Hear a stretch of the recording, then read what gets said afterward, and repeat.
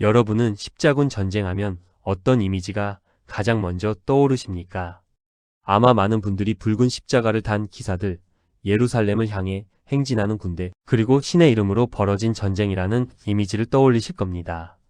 실제로 학교에서도 십자군은 대체로 종교 전쟁이라고 배우죠.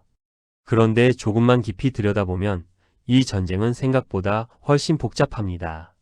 정말 십자군은 순수하게 신앙만을 위한 전쟁이었을까요? 아니면 종교라는 이름 아래 움직인 거대한 권력 전쟁이었을까요? 오늘은 바로 그 이야기를 해보려고 합니다. 잠깐 여기서 좋아요, 구독, 댓글 부탁드려요. 십자군 전쟁은 1095년에 시작됩니다. 당시 유럽의 최고 권위자였던 우르바노 2세 교황은 프랑스 클레르몽 공의회에서 유명한 연설을 합니다. 성지를 되찾아야 한다. 당시 예루살렘은 이슬람 세력의 지배 아래 있었고 교황은 동방의 기독교인들이 박해받고 있다고 주장했습니다. 그리고 예루살렘을 되찾기 위해 싸우는 사람들에게는 죄를 용서해 주겠다고 선언하죠. 지금 생각하면 굉장히 놀라운 이야기입니다. 사람을 죽이는 전쟁인데 오히려 죄를 사해준다고 말한 겁니다. 하지만 당시 중세 유럽 사람들에게 종교는 단순한 믿음이 아니었습니다. 지금처럼 종교와 정치가 분리된 사회가 아니었거든요. 신의 뜻은 곧 현실의 질서였고 종교는 삶 전체를 설명하는 체계였습니다. 그래서 사람들은 실제로 움직이기 시작합니다. 흥미로운 건 십자군에 참여한 사람들이 단순히 기사나 귀족만은 아니었다는 점입니다. 농민, 상인, 장인, 심지어 아무 무장도 하지 못한 평범한 민중들까지 예루살렘을 향해 떠납니다. 역사에서는 이를 민중 십자군이라고 부르죠. 그런데 이 사람들 중 상당수는 성지에 도착하지도 못했습니다. 굶어 죽거나 약탈하다가 몰살당하거나 중간에 흩어졌습니다. 그럼에도 사람들은 계속 떠났습니다. 왜였을까요? 물론 신앙도 있었습니다. 하지만 그것만은 아니었습니다. 당시 유럽 사회는 굉장히 불안정했습니다. 가난했고 전쟁도 많았고 삶 자체가 고통스러웠습니다. 어떤 사람에게 십자군은 구원의 기회였고 어떤 사람에게는 인생을 바꿀 탈출구였습니다. 즉, 십자군은 단순한 종교 운동이 아니라 사회 전체를 흔드는 거대한 집단 심리 현상이기도 했던 겁니다. 그리고 1099년 결국 십자군은 예루살렘을 점령합니다. 그런데 문제는 그 이후 벌어진 일이었습니다. 당시 기록을 보면 십자군은 예루살렘 함락 이후 대규모 학살을 벌입니다. 거리마다 시체가 쌓였고 피가 흘렀다는 기록도 남아있죠. 오늘날 기준으로 보면 충격적인 장면입니다. 그런데 당시 십자군 참가자들 중 일부는 이걸 신의 뜻이 실현된 순간이라고 기록했습니다. 왜 이런 일이 가능했을까요? 바로 성전이라는 개념 때문입니다. 원래 기독교는 폭력에 조심스러운 종교였습니다. 사람을 죽이는 건 죄였죠. 그런데 십자군 시기에 들어서면서 논리가 바뀝니다. 신을 위한 전쟁은 죄가 아니다. 이건 엄청난 변화였습니다. 폭력이 금지되는 게 아니라 오히려 신성한 행동으로 바뀌어버린 겁니다. 하지만 여기서 중요한 건 십자군이 시간이 지나면서 점점 변질되기 시작했다는 점입니다. 처음에는 분명 예루살렘이라는 목표가 있었습니다. 그런데 시간이 지나면서 정치와 경제가 개입되기 시작합니다. 대표적인 사건이 바로 제4차 십자군의 콘스탄티노폴리스 약탈입니다. 이건 정말 아이러니한 사건입니다. 원래 십자군은 이슬람 세력과 싸우러 가야 했습니다.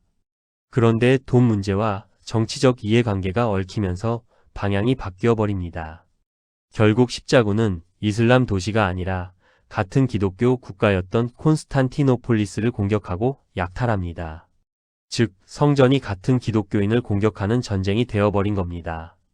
이 시점이 되면 우리는 굉장히 중요한 사실을 깨닫게 됩니다. 십자군은 단순한 종교 전쟁이 아니었다는 겁니다.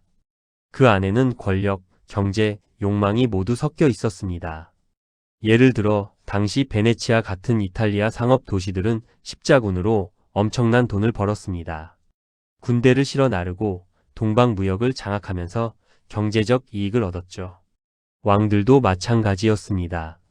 십자군은 왕권을 강화하는 데 도움이 되었습니다. 귀족들이 전쟁에 참여하면서 약해지고 왕은 세금을 거두고 중앙 권력을 강화할 수 있었거든요.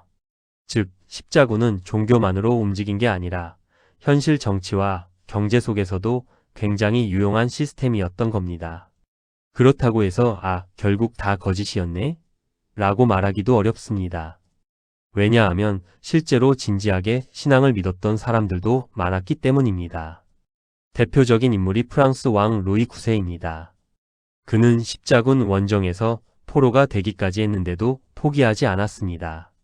다시 원정을 준비했고 결국 원정 도중 병으로 죽습니다.